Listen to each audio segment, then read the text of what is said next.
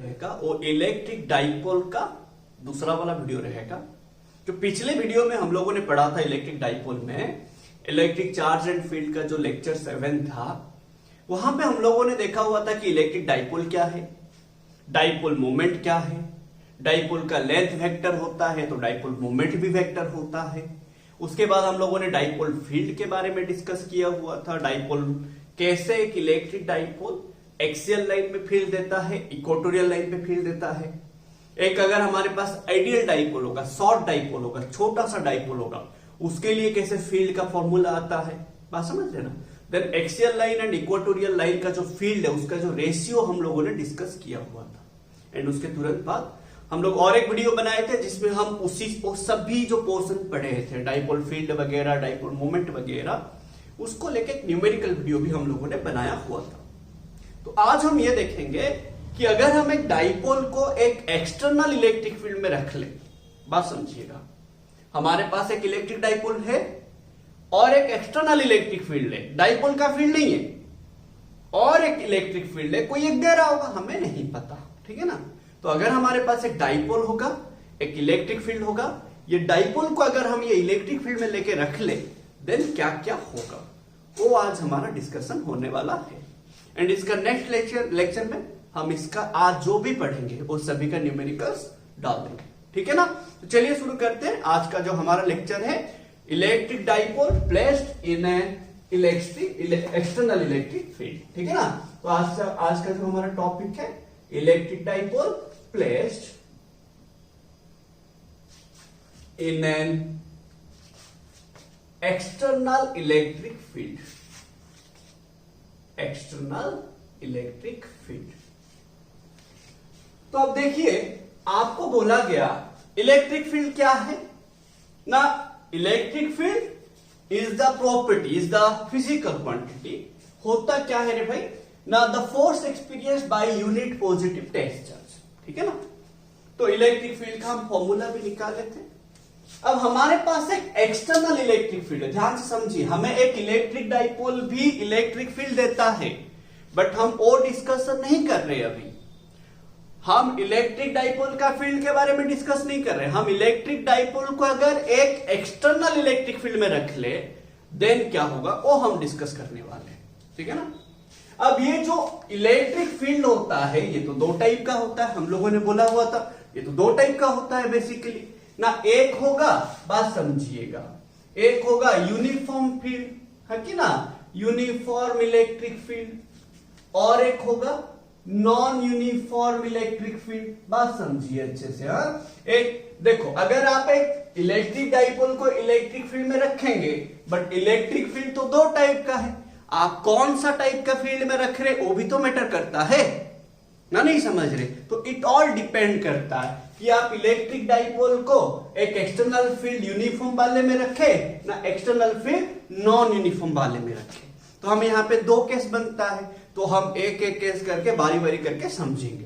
तो हम पहला केस लिखेंगे, केस 1 क्या लिखेंगे ना, electric dipole placed in an external uniform electric field, समझ रहे ना। तो ये हमारा केस 1 रहेगा, आप लिख लेंगे, हेडिंग दे देंगे, तो लिख लेंगे electric dipole placed in an external uniform electric field. इसके बाद हम लोग डिस्कस करेंगे नॉन यूनिफॉर्म फील्ड में रखने से क्या होगा, समझ रहे ना। तो हमारा केस 1 क्या है, electric dipole placed in an external uniform electric field, uniform electric field। अब देखिए, पहला बात यूनिफॉर्म इलेक्ट्रिक फील्ड क्या है, थोड़ा रिमाइंड करेंगे हर चीजें, है कि ना। यूनिफॉर्म इलेक्ट्रिक फील्ड क्या है ना, ऐसा इलेक्ट्रिक फील्ड जिसका वैल्यू हर एक जगह पे सेम होगा, कांस्टेंट होगा। आप कहीं पे भी देखो, लेट मैं बोलूंगा ये पूरा बोर्ड जो है ना यूनिफॉर्म फील्ड से भरा हुआ, ये पूरा जो व्हाइट बोर्ड है ये यूनिफॉर्म फील्ड है। लेट इसका मतलब आप कहीं पे भी, ये व्हाइट बोर्ड का कहीं पे भी अगर आप एक पॉइंट ले लेंगे, देन हर एक पॉइंट पे इलेक्ट्रिक फील्ड का जो वैल्यू होगा वो हमेशा कांस्टेंट होगा। अब ये इलेक्ट्रिक फील्ड क्या है? वेक्टर है भाई। वेक्टर में दो चीज होता है, एक होता है मैग्नीट्यूड, एक होता है डायरेक्शन। बात समझ रहे? यूनिफॉर्म का मतलब हर चीजें सेम होगा। एक वेक्टर है, वेक्टर में मैग्नीट्यूड है, डायरेक्शन है, तो दोनों चीजें सेम होगा। बात समझ रहे हो ना? तो समझिए, तो हम लोगों ने क्या बोला हुआ था? इलेक्ट्रिक फील्ड क्या है? एक वेक्टर है। तो वेक्टर में दो चीज होता है, एक मैग्नीट्यूड, एक डायरेक्शन। बात समझ रहे ना? अब बताइए मेरे को, अगर मैं बोलूंगा पूरा फील्ड यूनिफॉर्म है, इसका मतलब फील्ड में जो जो चीजें हैं वो सभी कांस्टेंट होगा। फील्ड में क्या क्या चीज है? दो चीजें, एक मैग्नीट्यूड, एक डायरेक्शन। तो मैग्नीट्यूड भी कांस्टेंट होगा हर जगह पे, डायरेक्शन भी कांस्टेंट होगा हर जगह पे। दैट इज द क्या meaning of uniform electric field. आप एक यूनिफॉर्म इलेक्ट्रिक फील्ड को कैसे रिप्रेजेंट करते हो? ना बाय इक्विस्पेस्ड पैरेलल लाइंस। कैसे रिप्रेजेंट करते हो डायग्राम में? ना इक्वली स्पेस होगा, पैरेलल लाइंस होंगे, सबका डायरेक्शन सेम होगा।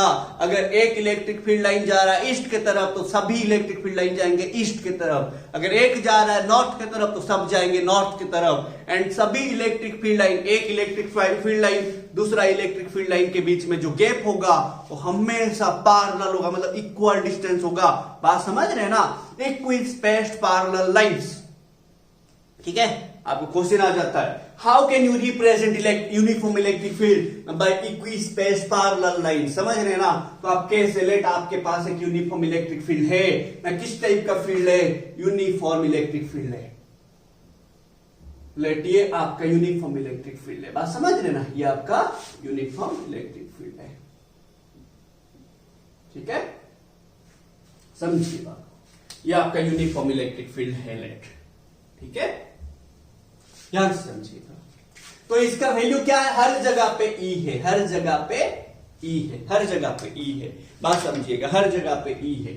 तो अब बताइए, सभी का डायरेक्शन भी देखो सही में ऊपर की तरफ। मैंने क्या किया? एक डाइपोल को यहां पे रखना है। मेरे को क्या करना है? एक डाइपोल को रखना है।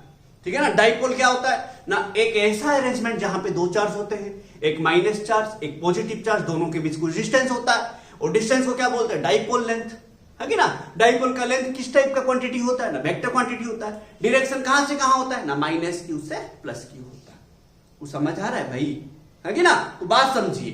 तो हमें क्या करना है? इस यूनिफॉर्म इलेक्ट्रिक फील्ड, ये किसका फील्ड है हमें नहीं पता, ये डाइपोल का फील्ड है, ये भाई ये एक्सटर्नल फील्ड है। सब सोचो बात, समझ रहे हो ना? ये किसी और का फील्ड होगा, किसका हमें नहीं पता यार। हमें पैसा दिया कोई, कौन दिया, हमें क्यों सोचना है? हमें मिला ना, हम खुश होकर चलते। बात समझ रहे हो ना? तो ये भी किसी का एक फील्ड होगा, हमें नहीं पता किसका फील्ड है, छोड़ दो ना। ठीक है ना? तो ये एक एक्सटर्नल फील्ड थे हमारे पास। एंड हमारे पास और एक इलेक्ट्रिक डाइपोल है। डाइपोल क्या हमें पता है? उसी डाइपोल को लाके इसी यूनिफॉर्म फील्ड में रखते हैं। देन क्या होगा हम देखेंगे। समझ लेना बात को। चलिए, तो यहां पे हमने क्या किया? एक इलेक्ट्रिक डाइपोल को रखा। इलेक्ट्रिक डाइपोल में क्या होता है? एक माइनस क्यू चार्ज होता है, एक प्लस क्यू चार्ज होता है, हाँ कि ना? एक माइनस क्यू चार्ज होता है, एक प्लस क्यू चार्ज होता है। लेट ये बी पॉइंट है, लेट ये ए पॉइंट है। तो ये जो डिस्टेंस होता है, डाइपोल का जो लेंथ होता है फ्रॉम ए टू बी, उसको क्या होता है? वेक्टर होता है कि ना? दैट इज हम 2a लेते हैं हमेशा, याद होगा आपको, 2a लेते हैं डाइपोल का लेंथ।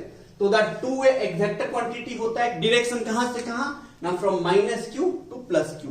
जो डायरेक्शन होता है वो कहां से कहां होता है रे भाई? ना माइनस क्यू से प्लस क्यू होता है। ठीक है, माइनस क्यू से प्लस क्यू होता है। सेम डाइपोल मोमेंट का डायरेक्शन कहां से कहां होता है? ना माइनस क्यू से प्लस क्यू होता है। डाइपोल मोमेंट क्या है मेरा? ना पी क्या होता है? क्यू इंटू 2a, याद होगा आपको, है ना? तो ये डाइपोल मोमेंट का जो डायरेक्शन होता है वो कितना होता है? q इंटू 2a होता है। तो अभी हमें क्या करना है? देखिए, ध्यान से देखिए। अभी हमारे पास ये इलेक्ट्रिक फील्ड है, डाइपोल मोमेंट है। ये dipole moment, that is dipole का जो लेंथ है, कितना एंगल बना रहा है इलेक्ट्रिक फील्ड के साथ? ध्यान से देखिए। एंगल हम कैसे निकालेंगे? दो वेक्टर के बीच दोनों का स्टार्टिंग पॉइंट कंबाइन होना चाहिए, टेल टेल कॉम्बिनेशन होना चाहिए, डिफरेंट ऑर्डर में होने चाहिए, है कि ना? देखिए, ये इलेक्ट्रिक फील्ड है, ये डाइपोल है, डाइपोल मोमेंट है। तो electric field and dipole moment के बीच एंगल कितना है रे भाई? थीटा। तो अगर ये थीटा होगा, ये भी थीटा होगा, ये भी थीटा, ये भी थीटा, क्योंकि पैरेलल लाइन से। बात समझ रहे हो ना? क्योंकि ये सब क्या है? पैरेलल लाइंस है। क्लियर है भाई? अब देखो मेरे पास यहां पे ध्यान से समझिएगा, ठीक है, ध्यान से समझिएगा। तो ये मेरा थीटा है, ये इलेक्ट्रिक फील्ड है, ये मेरा डाइपोल मोमेंट है। अब हमें बोला गया कि अगर आपके पास एक चार्ज पार्टिकल होगा, ध्यान से समझिए, अगर आपके पास एक चार्ज पार्टिकल होगा, आप उसको लेके कोई भी इलेक्ट्रिक फील्ड में रखेंगे, देन वो कुछ फोर्स एक्सपीरियंस करेगा। ध्यान से देखिए, हमने क्या बोला कि जो इलेक्ट्रिक फील्ड होता है वो क्या होता है? The force experienced bye A charge particle. ध्यान से देखिए, तो अगर मैं ये चार्ज पार्टिकल को लेके, ध्यान से समझिएगा, अगर मैं ये चार्ज पार्टिकल को लेके एक इलेक्ट्रिक फील्ड में रखूंगा, देन अब कुछ फोर्स एक्सपीरियंस करेगा कि नहीं? तो हमें वहां से क्या मिल जाता है? F equals to QE।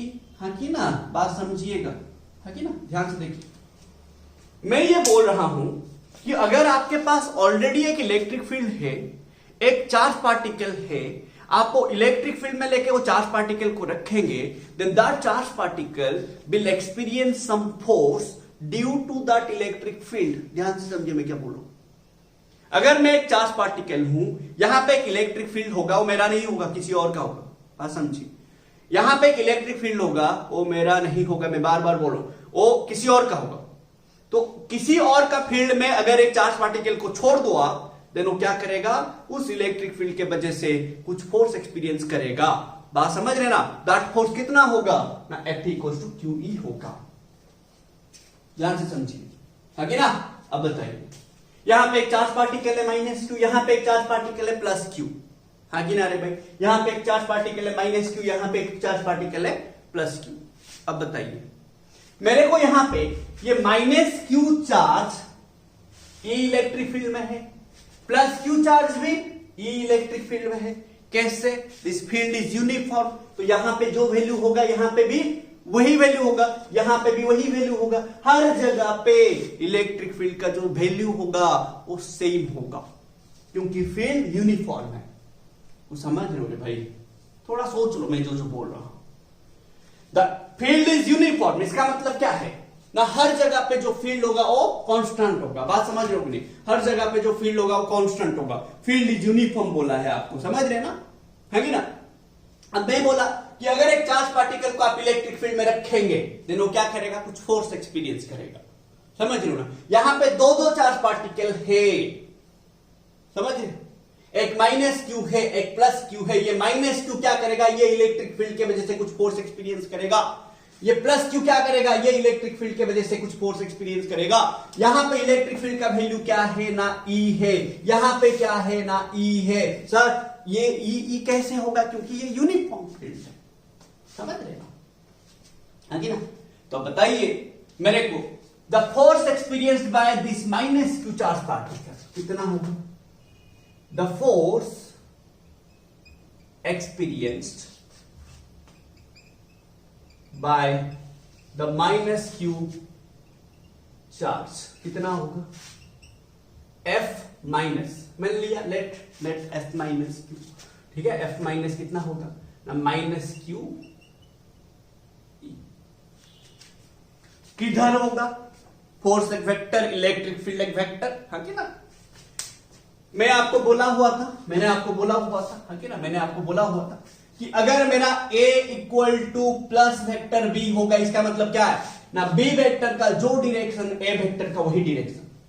अगर मैं बोलूंगा A equal to -B vector, B vector का जो डायरेक्शन A का उसका अपोजिट।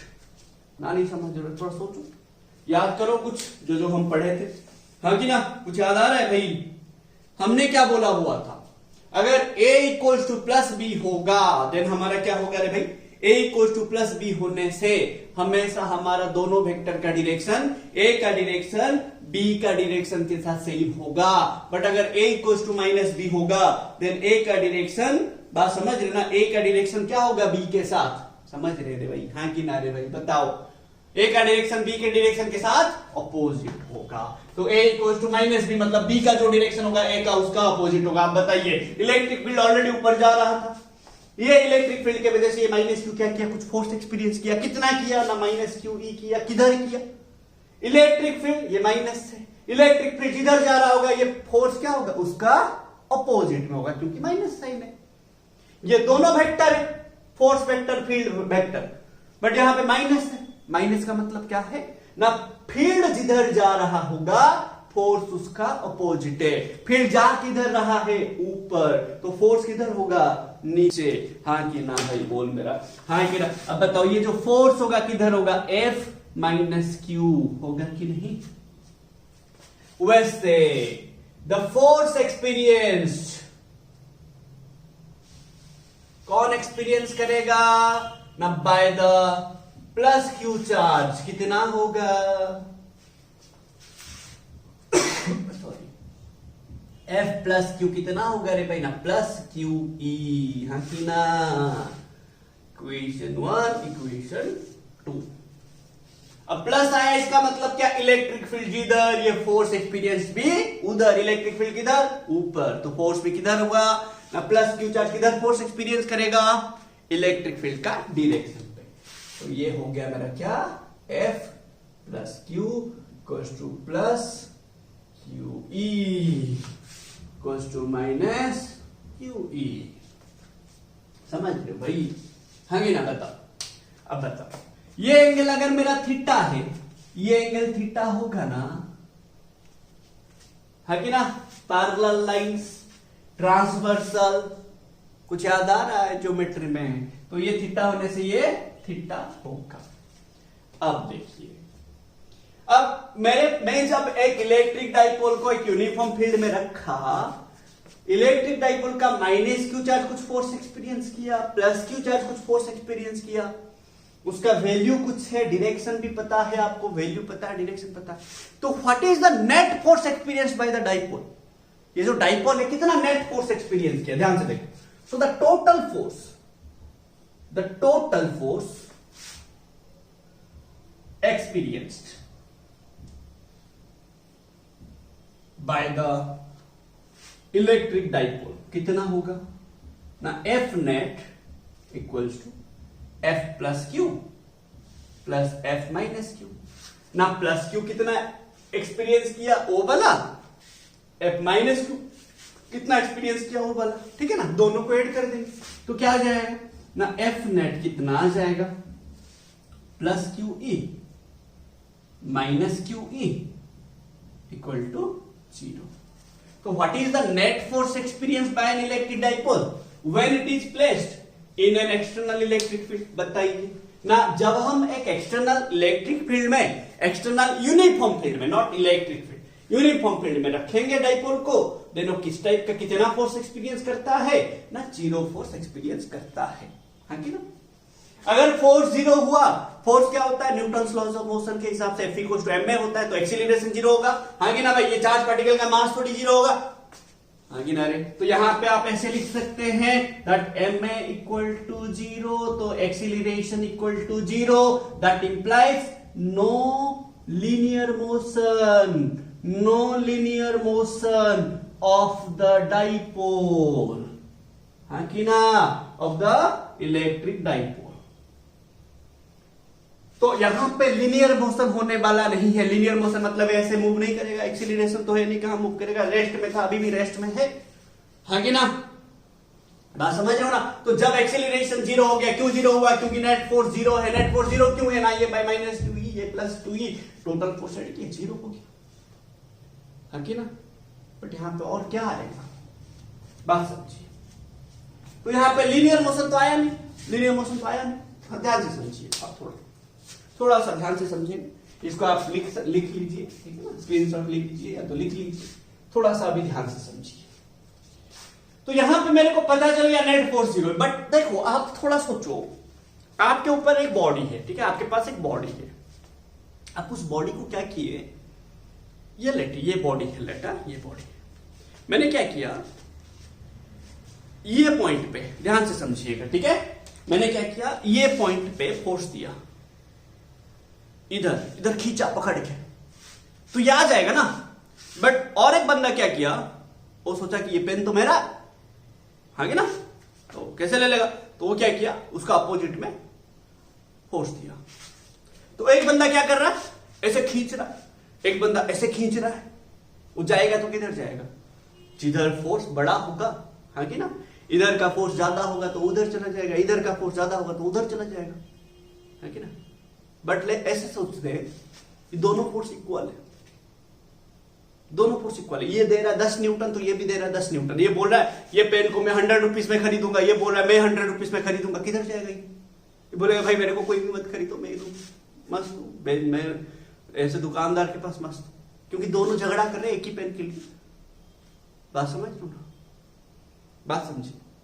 मैं यह बोल रहा हूं कि बात यहां पे, अगर आपके पास, ध्यान से समझिए, अगर आपके पास एक ही बॉडी होगा, एक ही बॉडी है, ठीक है, एक बॉडी है, ये पॉइंट को इधर फोर्स मिल रहा है, ये पॉइंट को इधर फोर्स मिल रहा है, इधर भी एफ मिल रहा है, इधर भी एफ मिल रहा है, कितना फोर्स हो गया? 0। ये किसी भी टाइप का मूव करेगा कि बताइए, किसी भी टाइप का मोशन होगा कि नहीं होगा? क्यों नहीं होगा? सारा फोर्सेस ना एक ही पॉइंट ऑफ एप्लीकेशन में काम कर रहे हैं। बात समझ रहे हो? एक ही पॉइंट ऑफ एप्लीकेशन में काम कर रहे हैं। बट अगर ऐसे होता तो सोचो, ये फोर्स थोड़ा ऊपर काम करता, ये फोर्स नीचे काम करता, क्या होता अभी बताइए? टोटल फोर्स कितना है? एक राइट साइड एक लेफ्ट साइड, टोटल फोर्स इसमें कितना है? 0 है। बट क्या होगा सिचुएशन? देखो, सोचो, इधर कोई पकड़ के, इधर कोई पकड़ा, इधर कोई पकड़ा, ऐसे खींच रहा है ये, ऐसे खींच रहा है ये, क्या होगा? क्या होगा? देखो कैसे ऐसे खींच रहे, क्या होगा? क्या हो रहा है भाई? क्या हो रहा है? ये रोटेट हो रहा है। बट ऐसे देखो, ऐसे मैं खींच रहा हूं, ऐसे दोनों ऐसे खींच रहा हूं, जा रहा है कि रोटेट हो रहा है कि नहीं हो रहा है? देखो, बात समझ, देखो रोटेट नहीं हो रहा है। बट ऐसे मैं दूंगा, ऐसे फोर्स दूंगा, देखो रोटेट हो रहा है ना, इधर मैं फोर्स दे रहा हूं, इधर फोर्स दे रहा हूं। मतलब समझिए मेरा बोलने का मतलब है ना, हम लोगों ने पढ़ा rotational motion system of particles में कि अगर हमारे पास एक फोर्स होगा, 2 फोर्स होगा, 3 फोर्स होगा, जितने भी फोर्स है, अगर डिफरेंट पॉइंट ऑफ एप्लीकेशन में काम कर रहे होंगे, एक पॉइंट ऑफ एप्लीकेशन पे काम नहीं कर रहे होंगे, डिफरेंट पॉइंट ऑफ एप्लीकेशन में काम कर रहे होंगे, देन वो क्या करेगा? बॉडी को रोटेट करने की कोशिश करेगा, बॉडी को रोटेट करने की कोशिश करेगा। बात समझ रहे? बॉडी को रोटेट करने के लिए कोशिश करेगा। तो यहां पे देखो, ये फोर्स इधर काम कर रही है, ये फोर्स इधर काम कर रहा है, तो ये बॉडी को ऐसे रोटेट करने की कोशिश करेगा, ऐसे रोटेट करने की। ये बोलेगा कि तुम इधर चलो, ये बोलेगा तुम इधर चलो। बात समझ रहे? यहां पे देखो क्या हो रहा है, टोटल फोर्स तो 0 हो गया, सही है, बट ये फोर्स एंड ये फोर्स क्या एक पॉइंट पे काम कर रहे हैं? नहीं कर रहे हैं। ये यहां पे काम कर रहा है, ये यहां पे काम कर रहा है, अलग अलग पॉइंट पे काम कर रहे हैं। बात समझ रहे? अलग अलग पॉइंट पे काम कर रहे हैं, तो क्या होगा ना, ये फोर्स कोशिश करेगा कि मैं तेरे को इधर लेके जाऊं, ये फोर्स कोशिश करेगा कि मैं तेरे को इधर लेके जाऊं। ये बनेगा एक, देखो ऐसा है ना, ये कुछ ऐसे रोटेट होगा, बस ऐसा है, ऐसे रोटेट होगा। कब तक रोटेट होगा वो भी बात है ना, रोटेट होगा मतलब कब तक रोटेट होगा वो भी बात है, हाँ ना, कब तक रोटेट होगा। देखो स्टूडेंट लोग टीचर का बात सुन नहीं रहे होंगे, टीचर क्या बोलेगा? चुप हो जाओ रे, चुप हो जाओ रे, चुप हो जाओ रे। कब तक बोलेगा? जब तक चुप नहीं हो जाता। बात समझ लो, होमवर्क कर लो रे, होमवर्क कर लो, कब तक बोलेगा? जब तक होमवर्क, सारे होमवर्क कर लिए, टीचर खुश, स्टूडेंट खुश, मम्मी पापा खुश, सब खुश। बात समझो, अच्छा मार्क्स आ गया, तुम खुश, टीचर लोग खुश, पेरेंट्स खुश, सब खुश। बात समझ रहे हो मैं क्या बोल रहा हूं ना? टीचर तब तक आपको फोर्स करता रहेगा जब तक आप उसी का डायरेक्शन में नहीं आ जाते, जब तक आप उनका बात सुन नहीं लेते, आगे ना। जब तक स्टूडेंट टीचर का बात नहीं सुनेगा तब तक वो गाली करता रहेगा, ये करता रहेगा। बात समझ लो ना मैं क्या बोल रहा हूं? मेरा बोलने का ये मतलब है, ये इलेक्ट्रिक डाइपोल तब तक रोटेट होगा जब तक वो इलेक्ट्रिक फील्ड का डायरेक्शन में नहीं आ जाता। बात समझ लो ना? जब तक तुम मेरा बात सुन लिए मतलब तुम स्टेबल हो गए, स्टेबल मेरे हिसाब से, हाँ ये बंदा अच्छा बढ़ रहा, स्टेबल इक्विलिब्रियम है, इक्विलिब्रियम स्टेबल है, इसका बंदा सही जा रहा है। मैं जो बोल रहा हूं तुम अपोजिट में कर रहे हो। मैं तुम्हें बोला चिल्लाओ मत, तुम चिल्ला रहे, वो भी इक्विलिब्रियम ही है। मैं तुम्हें बोल रहा हूं पढ़ो, तुम नहीं पढ़ रहा, मतलब तुम्हें कुछ फर्क नहीं पड़ा, तुम पे फोर्स 0 है। सोचो थोड़ा बात, मैं बोला ये फोर्स दोनों अलग अलग पॉइंट पे काम कर रहे हैं, है कि ना, अलग अलग पॉइंट पे काम कर रहे हैं। तो ये दोनों फोर्स क्या कोशिश करेगा, अगर एक पॉइंट पे काम करते रोटेट नहीं होता, दोनों अलग अलग पॉइंट पे काम करे तो ये रोटेट होगा। कब तक रोटेट होगा, जब तक ये डाइपोल मोमेंट का डायरेक्शन इलेक्ट्रिक फील्ड का डायरेक्शन के हिसाब से नहीं आ जाता, ना ये डाइपोल इलेक्ट्रिक फील्ड का डायरेक्शन पे अलाइन नहीं हो जाता, तब तक ये जो डाइपोल है ना, ये जो फोर्स, ये दोनों फोर्स इसको रोटेट करता रहेगा। तो अब जब रोटेट होगा, बात समझो, जब आपका टोटल फोर्स अलग, जब आपका जो फोर्सेस होगा अलग अलग पॉइंट ऑफ एप्लीकेशन में काम करेंगे, वो जो फोर्सेस क्या करेंगे, ये डाइपोल को, ये बॉडी को रोटेट करने की कोशिश करेंगे बाय अप्लाइंग ए टॉर्क। जब रोटेट होगा वहां पे टॉर्क आएगा। टॉर्क क्या होता है, रोटेशनल फोर्स होता है। तो टॉर्क का वैल्यू कितना होता है ना, टॉर्क का वैल्यू कितना होता है ना, as the forces are acting at different point of application so the forces will try to rotate the dipole by creating a rotational force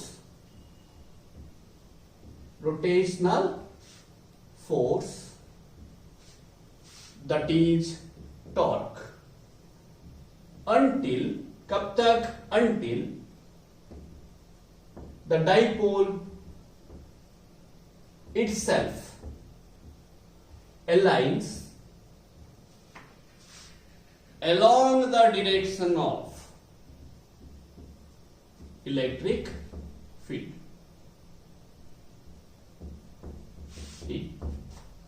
मतलब ये फोर्सेस ये डाइपोल को तब तक रोटेट करते रहेंगे जब तक ये डाइपोल मोमेंट का जो डायरेक्शन है, डाइपोल का जो डायरेक्शन है, इलेक्ट्रिक फील्ड का डायरेक्शन के जो डायरेक्शन है उसी के साथ सही नहीं हो जाता। तो द टॉर्क कितना होगा, द टॉर्क कितना होगा ना, टॉर्क इक्वल्स टू कितना होगा ना, एइदर फोर्स, क्या फॉर्मूला होता है, एइदर force into perpendicular distance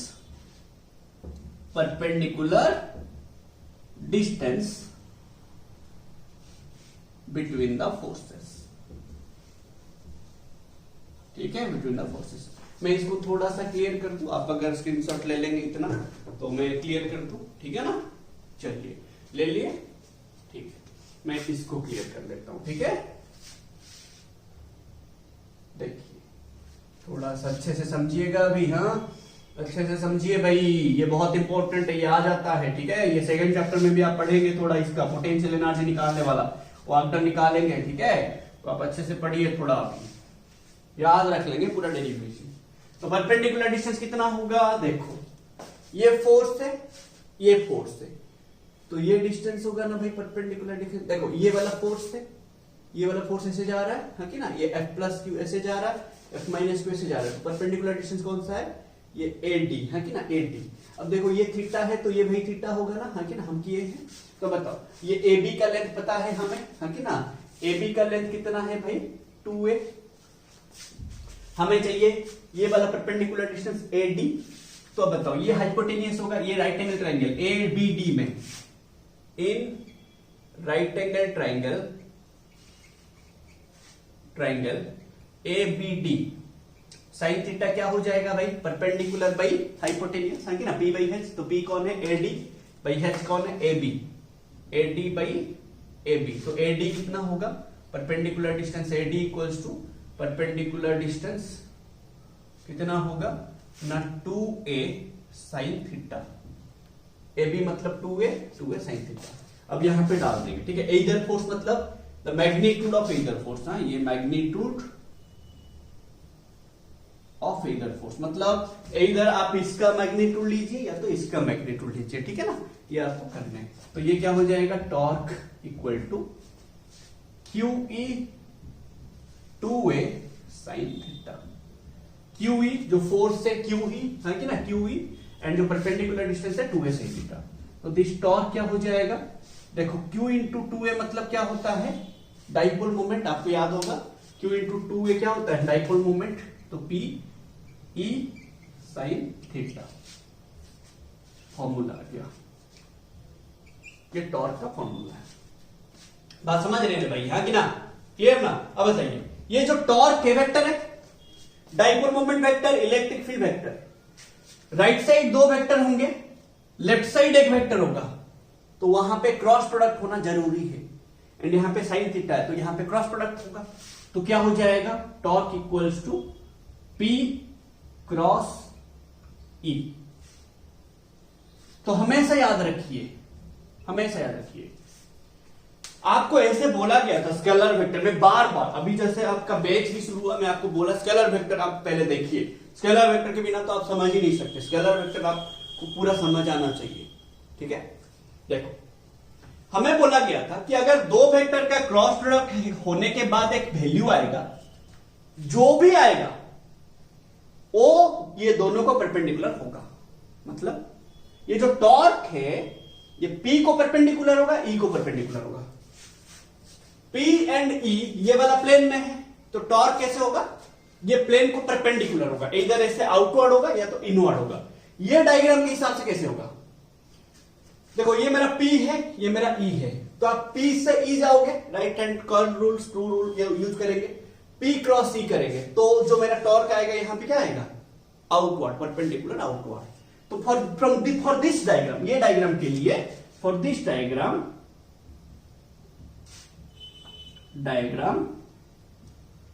the torque experienced by the electric dipole is perpendicular to the plane and outward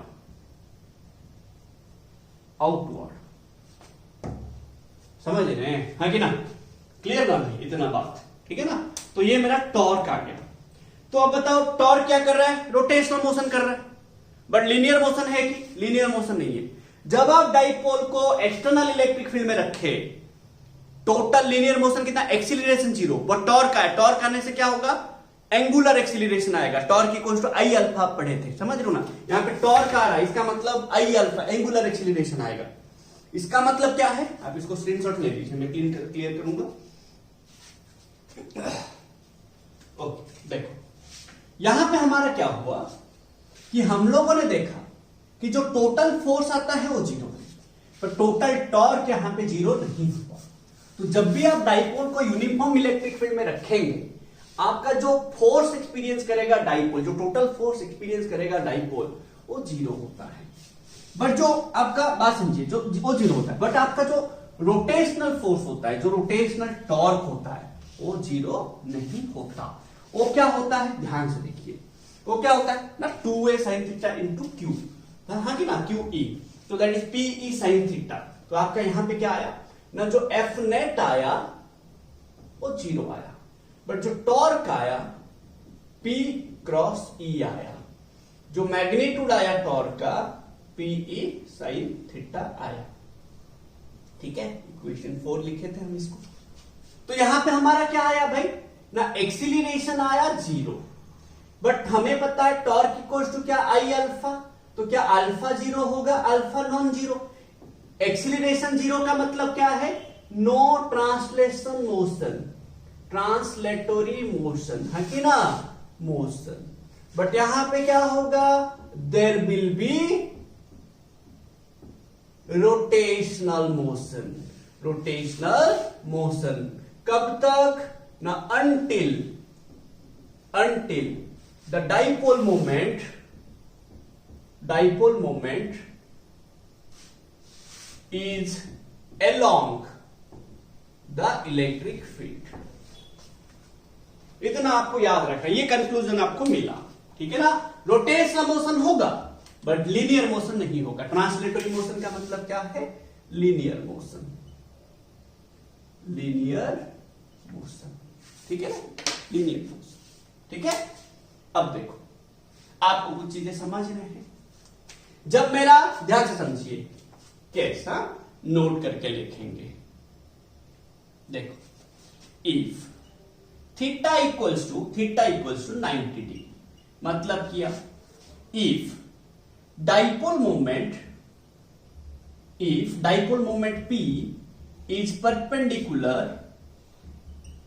to E, तो क्या होगा, साइन 90 कितना 1, तो टॉर्क कितना होगा PE मैक्सिमम, हाँ कि ना, मैक्सिमम होगा, टॉर्क क्या हो जाएगा मैक्सिमम।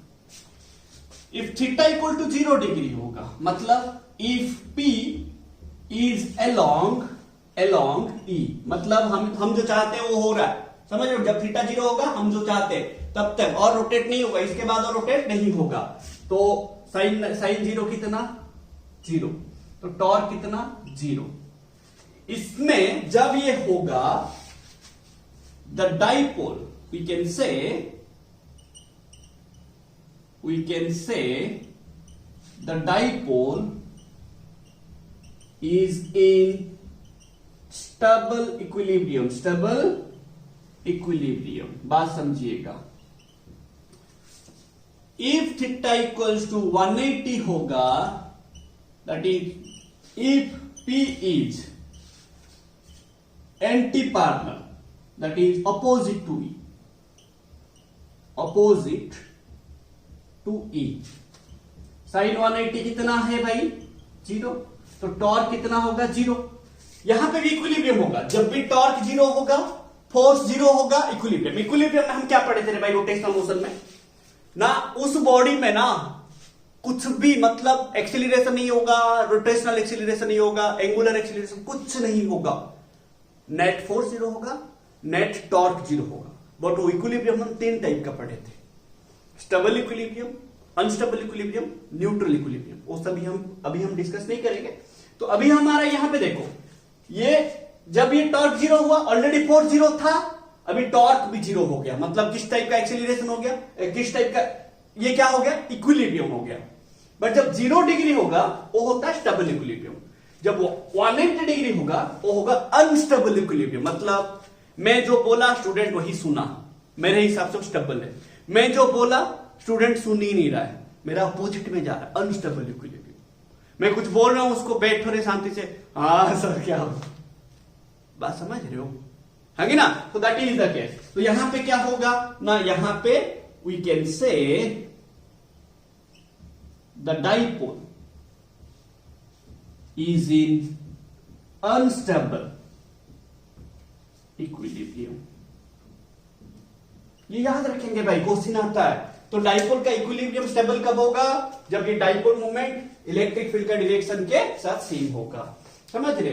एंड ये डाइपोल मोमेंट जब इलेक्ट्रिक फील्ड का अपोजिट होगा, अनस्टेबल इक्विलिब्रियम होगा, ठीक है ना, इतना आपको याद रखना है।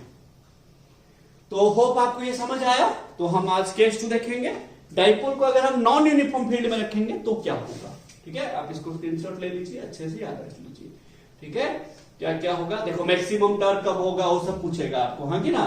तो मैक्सिमम टॉर्क कब होगा, जब ये P जो है ना E को परपेंडिकुलर ऐसे होगा, डाइपोल जब ऐसे रहेगा मैक्सिमम, डाइपोल जब ऐसे रहेगा -q इधर +q इधर ऐसे रहेगा, तो इलेक्ट्रिक फील्ड का डायरेक्शन स्टेबल इक्विलिब्रियम, इधर -q इधर +q, अपोजिट में रहेगा तो अनस्टेबल इक्विलिब्रियम, ठीक है ना। चलिए मैं क्लियर करूं, ओके। तो अभी हम केस 2 लिखेंगे, लिख लीजिए केस 2 आप लोग ना। Electric dipole placed in a non uniform electric field, in an external non uniform electric field, ठीक है ना। तो अभी क्या था, यूनिफॉर्म फील्ड, हर जगह पे जो फील्ड का वैल्यू था वो सेम। अभी क्या होगा, नॉन यूनिफॉर्म फील्ड, हर जगह पे जो फील्ड होगा वो सेम नहीं होगा, अलग अलग होगा, ठीक है ना। तो चलिए देखते हैं आज का क्या होगा, अभी यहां पे क्या कहानी है इसका। तो केस 2 क्या है मेरा,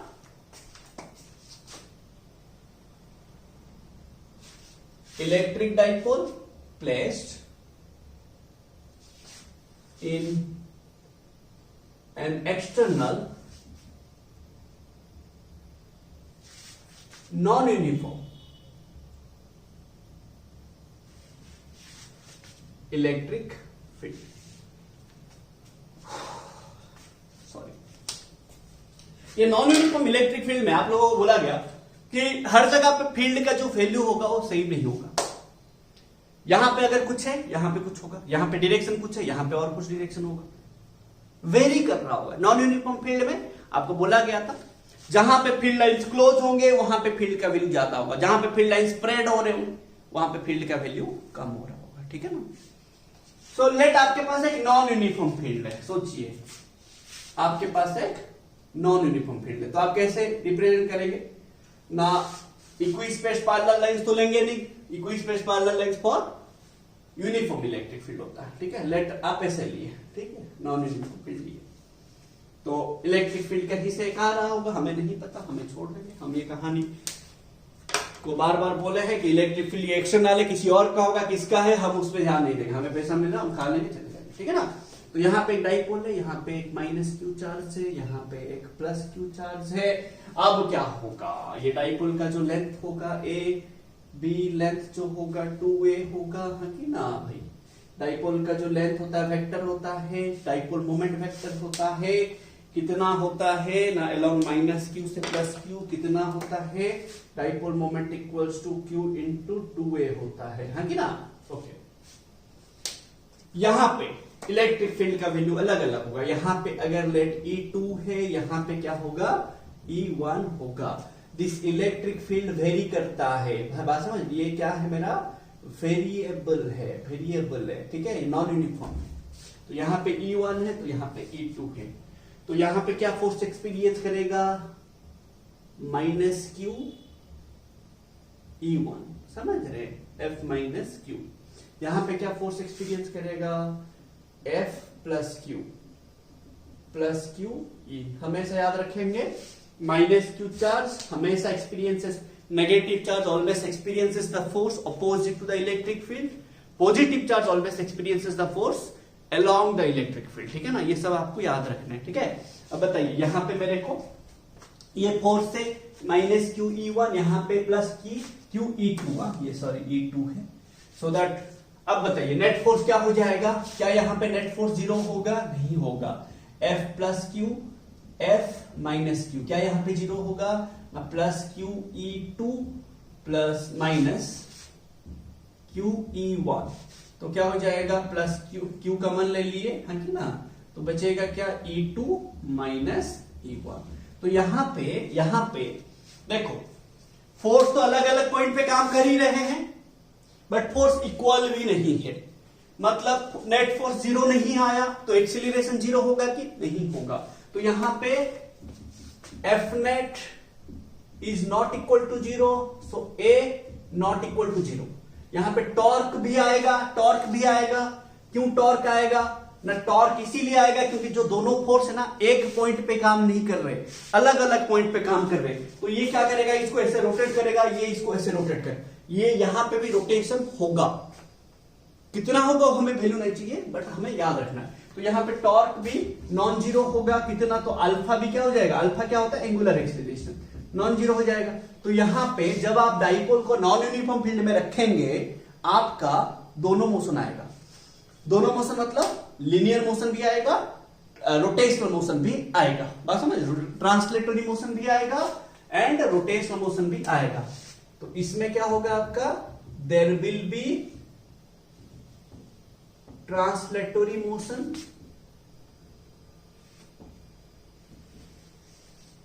यहां पे क्या होगा,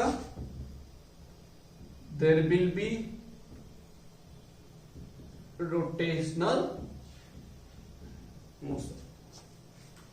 तो जब आप एक इलेक्ट्रिक डाइपोल को नॉन यूनिफॉर्म फील्ड में रखेंगे, माइनस क्यू चार्ज अलग फोर्स एक्सपीरियंस करेगा, प्लस क्यू चार्ज अलग एक्सपीरियंस करेगा, फोर्स तो दो टोटल फोर्स होगा वो जीरो नहीं होगा, समझ रहे ना। एंड दूसरा बात आपका यहां पे जब आप नॉन यूनिफॉर्म फील्ड में रखेंगे नेट फोर्स जीरो नहीं होगा, नेट टॉर्क नहीं होगा जीरो, तो कुछ फोर्स आएगा नॉन जीरो, कुछ टॉर्क आएगा नॉन जीरो, जिसके वजह से एक्सीलरेशन नॉन जीरो होगा, एंगुलर एक्सीलरेशन भी नॉन जीरो होगा। सो वहां पे ट्रांसलेटरी मोशन होगा, यहां पे रोटेशनल मोशन भी होगा। बट जब यूनिफॉर्म फील्ड में था वहां पे ये वाला मोशन नहीं होता था, खाली रोटेशनल मोशन होता था। ठीक है ना। तो होप आपको ये क्लास समझ आया। एंड जो नेक्स्ट हमारा प्रीवियस लेक्चर रहेगा, आज जो हम पढ़े उसको लेके न्यूमेरिकल्स रहेगा। प्रीवियस ईयर के क्वेश्चंस रहेंगे सीबीएसई के, ठीक है ना। एंड मे बी नीट का भी कुछ क्वेश्चंस बनाएंगे। नीट का हम अलग से बना लेंगे previous year question chapter wise, ठीक है, चैप्टर एंड में। तो आप हमेशा न्यूमेरिकल्स वीडियो पे ज्यादा ध्यान दीजिए, उसका बार बार कीजिए, एनसीईआरटी बुक कीजिए अच्छे से प्लीज। एनसीईआरटी के बिना आप कुछ नहीं कर सकते। एनसीईआरटी बुक को पढ़िए अच्छे से, उसका एग्जाम्पल्स बनाइए, एग्जाम्पल के बाद एक्सरसाइज का हर एक क्वेश्चन बनाइए, सीखिए कि ये क्वेश्चन में मैंने क्या किया। सीखना जरूरी है, सिर्फ आंसर बना के खुश मत रहिए। सीखिए कि यहाँ पे मैंने क्या किया, यहाँ पे क्या दे रखा था, क्यों किया, समझ रहे हैं। दिस थिंग्स आपका दिमाग में आनी चाहिए। Thank you for watching this video. Hope आपको समझ आया।